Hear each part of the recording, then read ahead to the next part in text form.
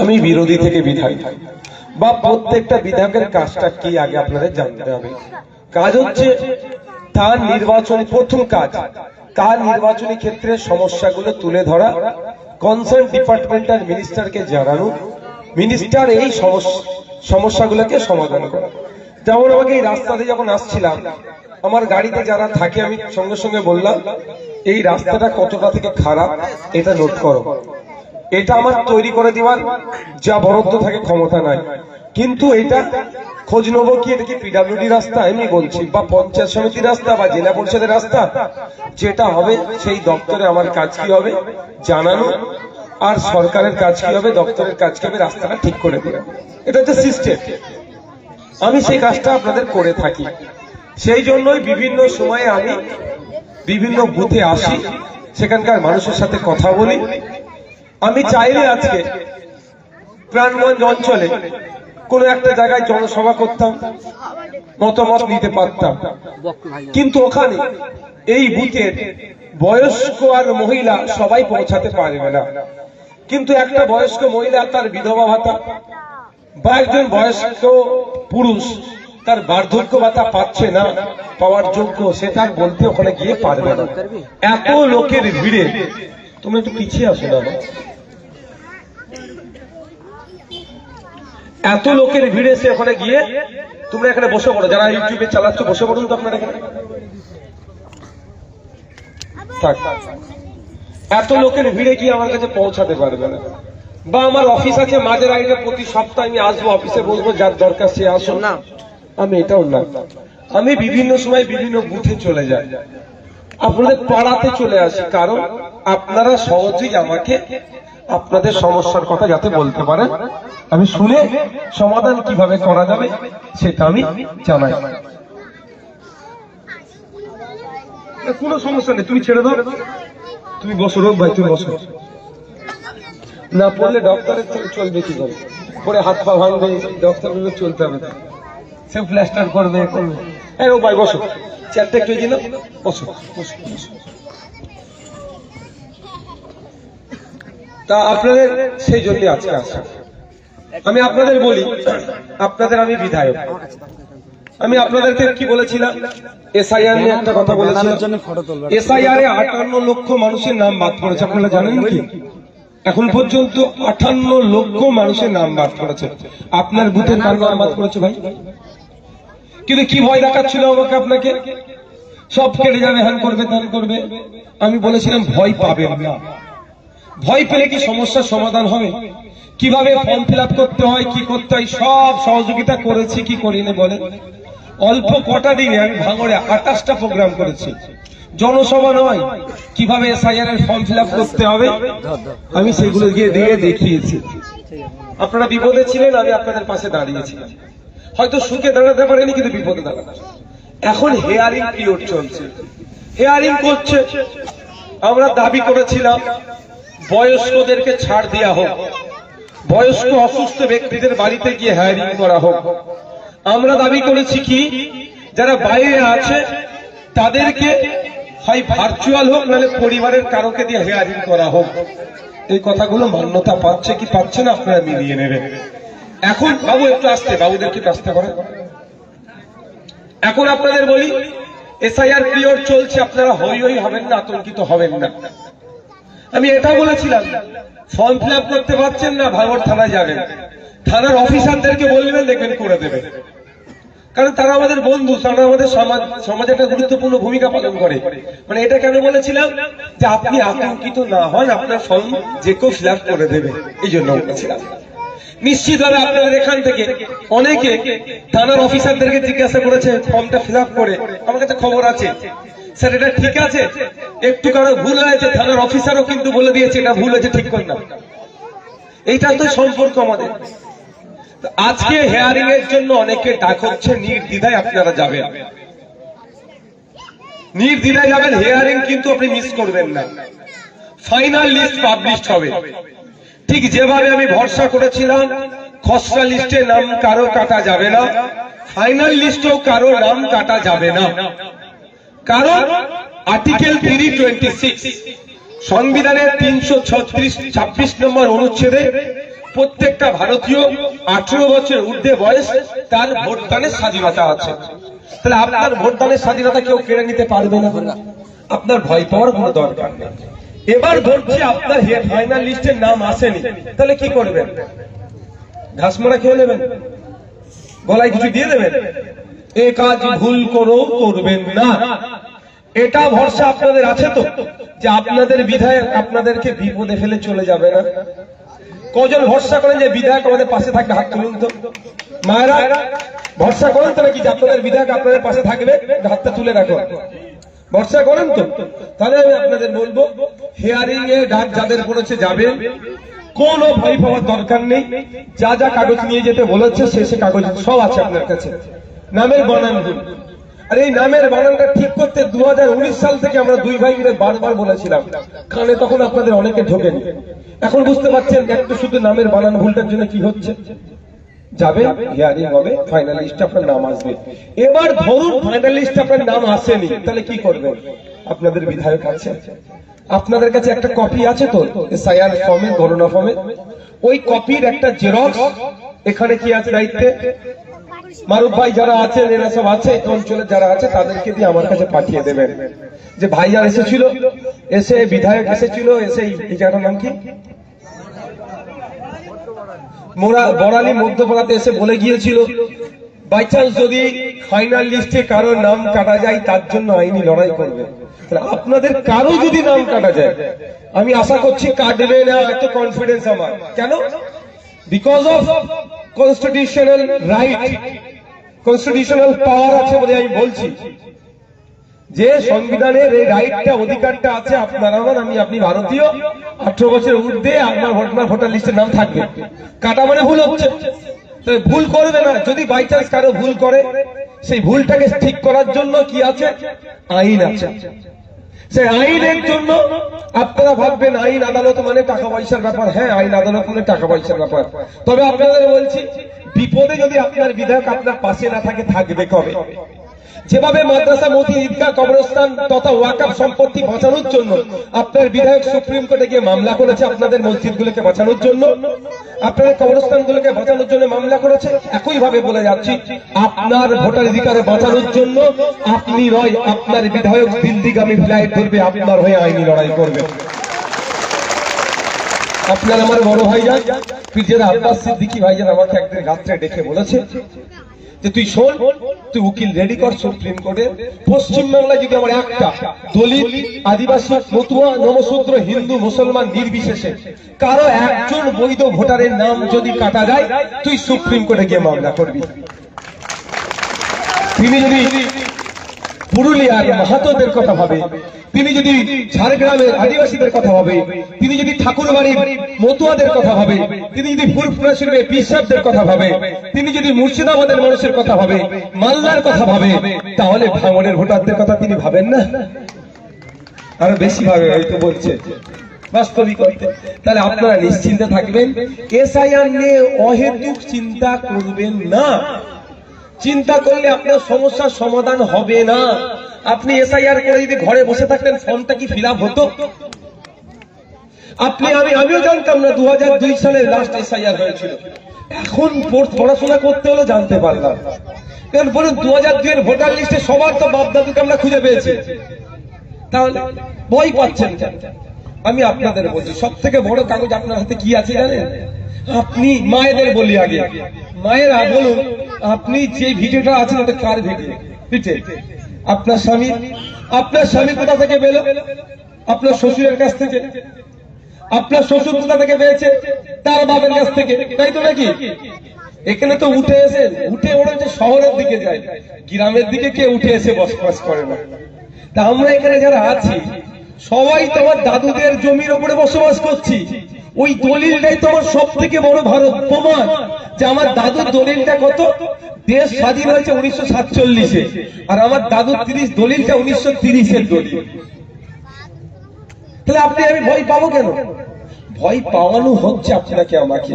Trinamool BJP মিলে আপনার আমার মাথাটাকে খারাপ করে দিচ্ছে। শুভেন্দু অধিকারী বলছে 1.5 কোটি রোহিঙ্গা তাড়াবো, আর মমতা ব্যানার্জি ঠিক করে হাসছে, উত্তর দিচ্ছে না। সারা ভারতবর্ষে 40,000-এর একটু বেশি রোহিঙ্গা আছে, এটা আমি বলছি না, শুভেন্দু অধিকারীর বস দেশের প্রধানমন্ত্রী, দেশের সরকার সুপ্রিম কোর্টকে বলছে। একটা মামলা হয়েছিল সুপ্রিম কোর্টে যে ভারতবর্ষে রোহিঙ্গা কত আছে সুপ্রিম কোর্ট জানতে চেয়েছিল। ভারত সরকার সেখানে তথ্য দিচ্ছে সারা ভারতবর্ষে 40,000-এর একটু বেশি রোহিঙ্গা আছে, মানে 41,000-ও নয়, মানে 41,000-ও রোহিঙ্গা ভারতবর্ষে নয়। পশ্চিমবাংলা 1.5 কোটি রোহিঙ্গা কোথায় পাবে? বুঝতে পারছেন? ভয় দেখাচ্ছে। আর মমতা ব্যানার্জি এর বিরুদ্ধে কথা বলবে না, কারণ ওই কথাই তো আপনি ভয় পেয়ে যাবেন। মুসলমানদের এখন দরকার ভয় দেখানো।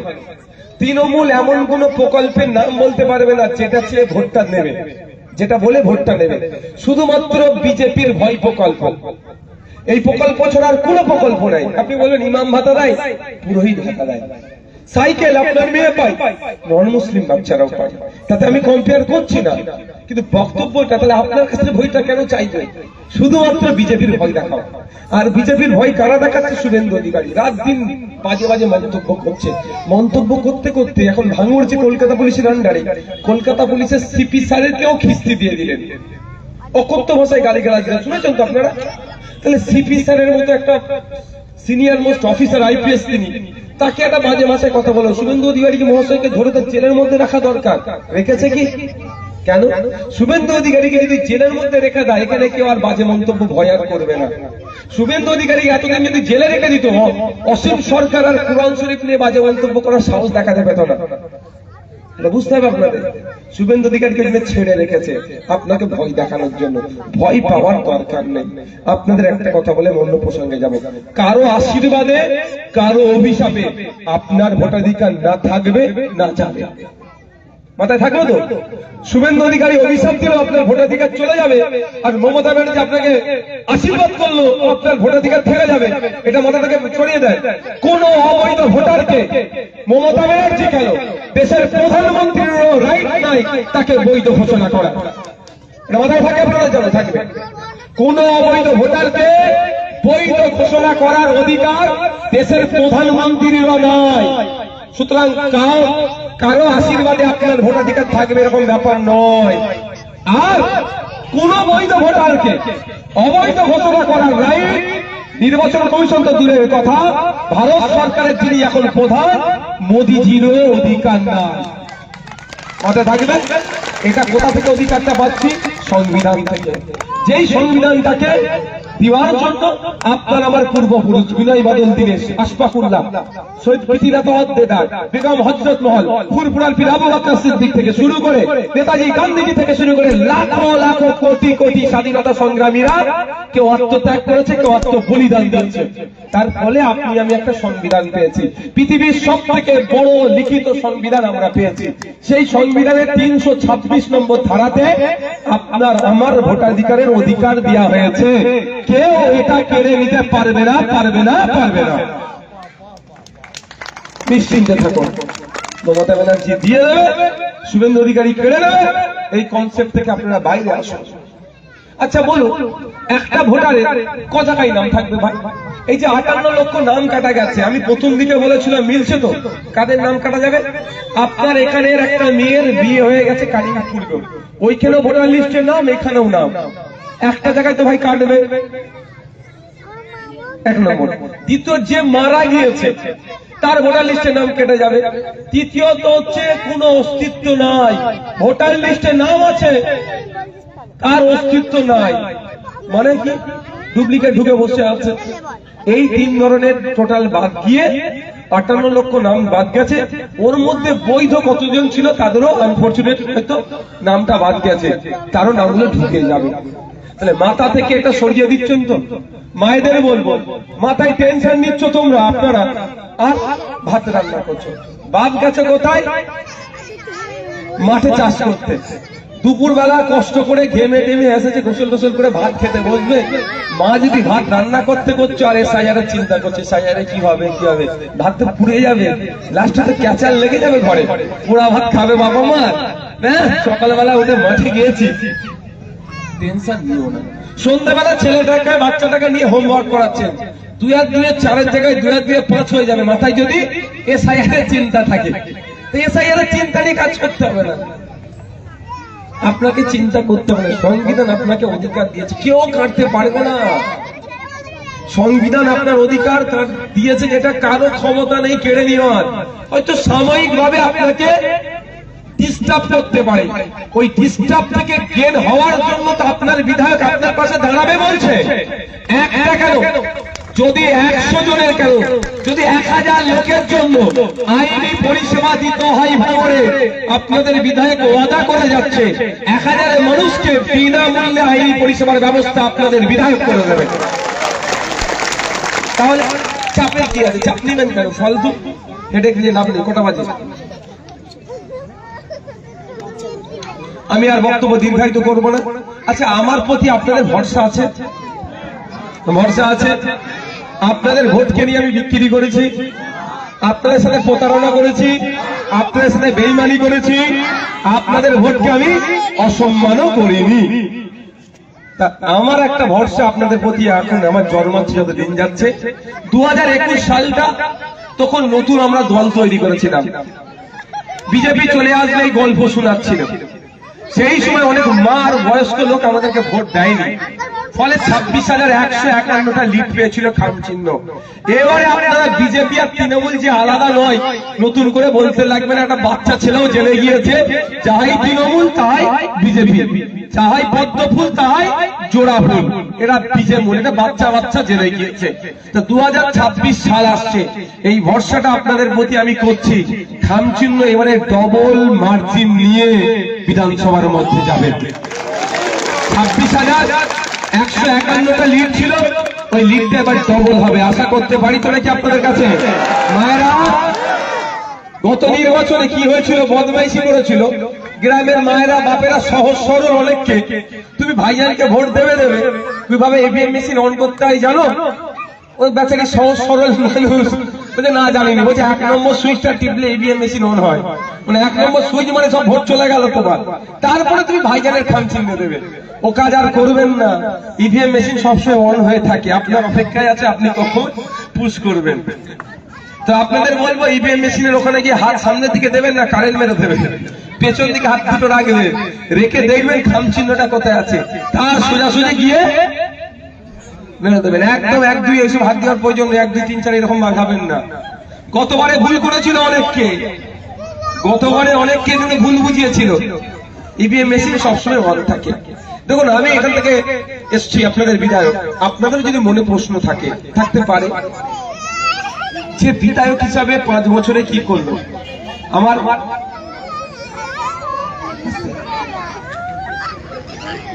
আপনাদের প্রশ্ন থাকতে পারে তো, এই প্রশ্নের উত্তর আমি দিয়েছি। আপনাদের না থাকলেও তৃণমূলের বন্ধুদের খুব প্রশ্ন এটা। আমি আপনাদের বিধায়ক কতদিনের জন্য? 5 বছর। একটা পিরিয়ড হচ্ছে, টেনিয়র হচ্ছে 5 বছর। এখন কি আমার 5 বছর শেষ হয়েছে? আমি কি বলেছি? 5 বছর শেষ হওয়ার পূর্বে বা 5 বছর শেষ হওয়ার সাথে সাথে আপনাদেরকে টোটাল কাজের হিসাব আমি বুঝিয়ে দেবো। এক নম্বর কথা। দ্বিতীয় কথা আমি বলি, এমন কোন বৈধ কাজ বিধায়কের জন্য আছে সেটা আপনার বিধায়ক করতে পারবে না, বিশ্বাস হয়? হয় না? যে কোনো বৈধ কাজ বিধায়কের জন্য বিধায়ক করতে পারবে। বছরে 60 লাখ ছিল, এখন 70 লাখ টাকা আছে। এই 10 লাখ টাকা বেড়েছে অন্য কোনো কারোর জন্য নয়, ভাঙড়ের বিধায়কের জন্যই বেড়েছে কাজের। এবার হচ্ছে এই যে 60 লাখ টাকা বা 70 লাখ টাকা হিসাব করে দেখলাম 5 বছরে 3,30,00,000 টাকা। 3,30,00,000 মধ্যে 30 পয়সাও আমি হাতে নিতে পারবো না। কি হবে তাহলে? আমি ডিস্ট্রিক্ট প্ল্যানিং অফিসারকে জমা করতে হয়। অমুক মন্দিরের যাওয়ার রাস্তায় একটা লাইট লাগাতে হবে, রাত্রে অনেক দাহ করে অন্ধকার, সেটা আমি ওখানে জমা করলাম। বা কবরস্থান বা মসজিদের সামনে যাওয়ার, মন্দিরের সামনে যাওয়ার একদম অন্ধকার একটা লাইট লাগাতে হবে, বা কোন জায়গায় একটা ঢালাই রাস্তা, এটা আমি জমা করতে হয়। District planning officer through agency কাজ করায়। আমি প্রথম কাজ করতে দিয়েছিলাম ভাঙড় 1 নম্বর পঞ্চায়েত সমিতি, 2 নম্বর পঞ্চায়েত সমিতি। ওরে বাবা, এরা যে কাজ করেছে বলে দুধে পানি মিশায়, এরা পানিতে দুধ মিশিয়ে দিয়েছে। মানে বুঝতে পারছেন কি ভয়ঙ্কর খারাপ কাজ করেছে, ওই জন্য নিয়ে নিয়েছি। আর আমার 2-2.5 বছর নষ্ট করেছে কাজ করব করে, আমি অন্য সংস্থাকে দিয়েছি। 3 কোটি 30 লক্ষ টাকার কাজ কোথায় কোথায় করেছি আমি বিধায়ক হিসাবে, আর 5 বছরে কি কি করেছি সবটাই লিখে খামে ভরে প্রত্যেকের বাড়িতে আমি পৌঁছে দেব। ঠিক আছে? যদি বাড়িতে পৌঁছাতে সমর্থ না হয়ে উঠি, বুথ ভিত্তিক আমি বড় বড় ব্যানার করে লাগিয়ে দেবো। অন্তত তৃণমূলের বন্ধুদের বলবেন রাতের অন্ধকারে এসে একবার দেখে যেতে, আমি ভুল করলে সেটাকে আবার সমালোচনা করবে। এবার আপনাদের বলে রাখি, 3 কোটি 30 লক্ষ টাকার মধ্যে 3 কোটি টাকার কাজ করতে দিল, 30 লক্ষ টাকার কাজ করতে ওরা দিল না। ওরা মানে সরকার এখন তৃণমূল কংগ্রেসের। বা 3 লাখ টাকার কাজ করতে দিয়েছে, 3 কোটি টাকার কাজ করতে দেয়নি। তাহলে ক্ষতি কার হলো? ভাঙড়ের মানুষের। তাহলে উন্নয়নের টাকাটা হলো না, এই ক্ষতিটা হলো। এই ক্ষতিটা আপনাদের বিধায়ক বলছে আপনাদের হতে দেবে না, আমি নিজের ঘাড়ে তুলে নেব এই ক্ষতিটাকে। কিভাবে? আমি 3 লাখ 30 লাখ টাকা হোক আর 3 কোটি টাকা হোক, যত টাকার কাজ যদি বেঁচে থাকে, যদি কেন বলছি, দেখুন আমি জলসা পীরত্ব গদি ছেড়ে ভাই আমি রাস্তায় নেবে আমি এসেছি রাজনীতি করতে, আমি আমারটাও ভালো করে বুঝে নিতে জানি, এটা তো ভয় ভরসা হয়। যদি কেন বললাম?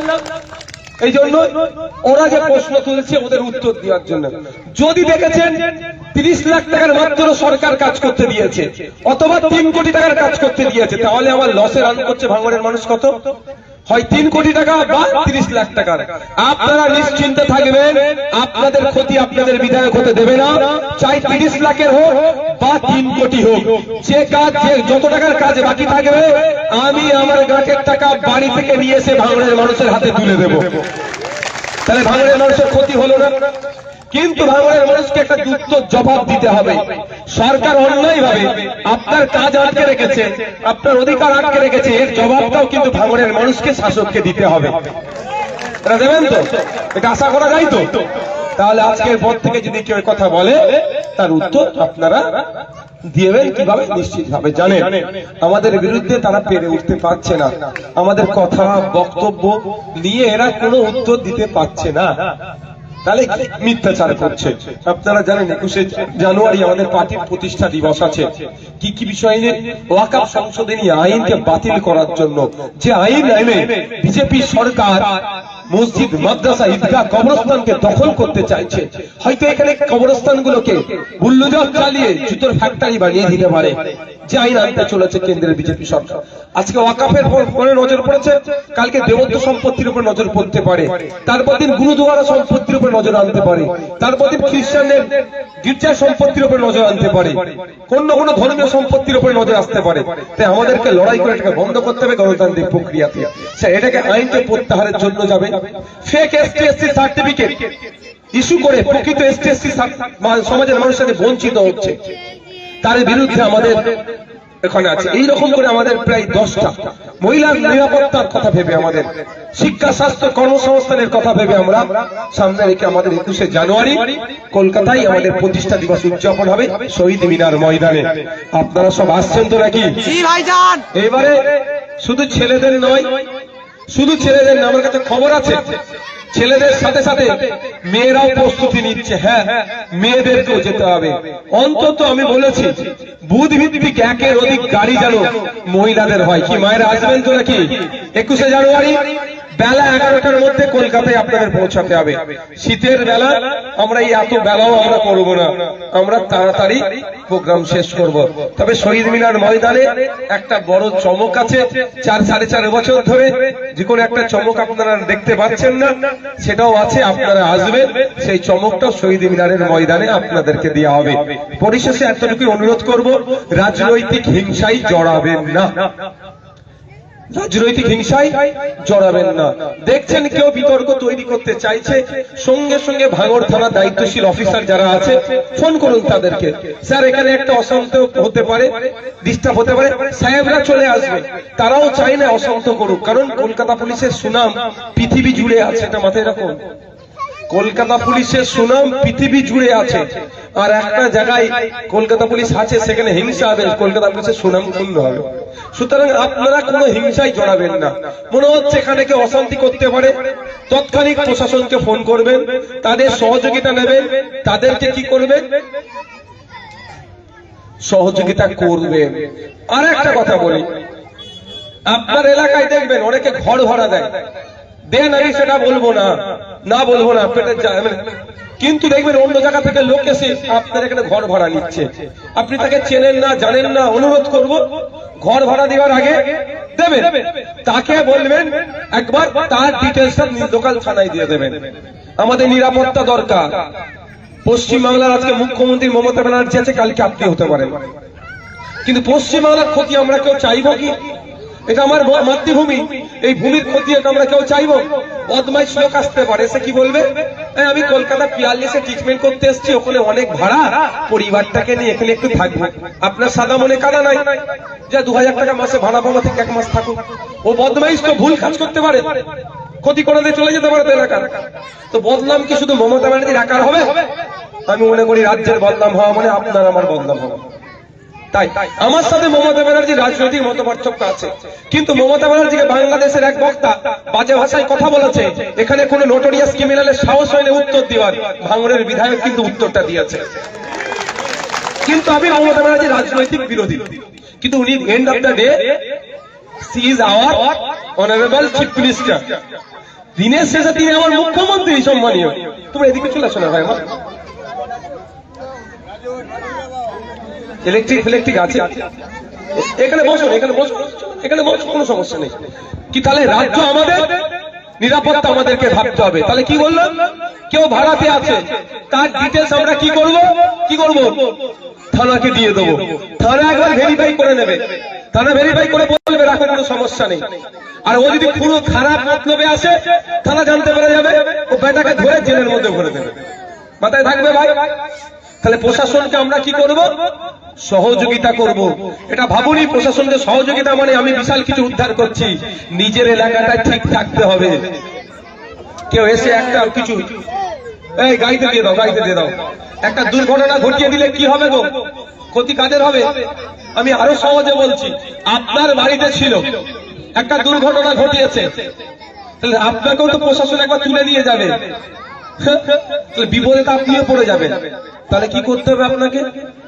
কেউ থাকতে চাইছে ভাড়া, বলে হ্যাঁ ঠিক আছে, কোথা থেকে এসছো না এসছো, তোমার আধার কার্ডটা দাও, ভোটার কার্ডটা দাও, বা একটা প্রুফ দাও, নিয়ে সোজা আমাদের নেতৃত্বদের কি বলবেন দরকার লাগলে এইটাকে ভেরিফাই করতে চলে যাও। তো আমাদের নেতৃত্ব থানার যে সমস্ত আমাদের এখানে অফিসার যারা আছেন, সাহেব এটা দেখেন তো এই লোকটা সঠিক কি ভুল, ওনারা বলে দেবে না এটা দিতে পারে, সন্দেহ হলে বলে দেবে সাবধানে।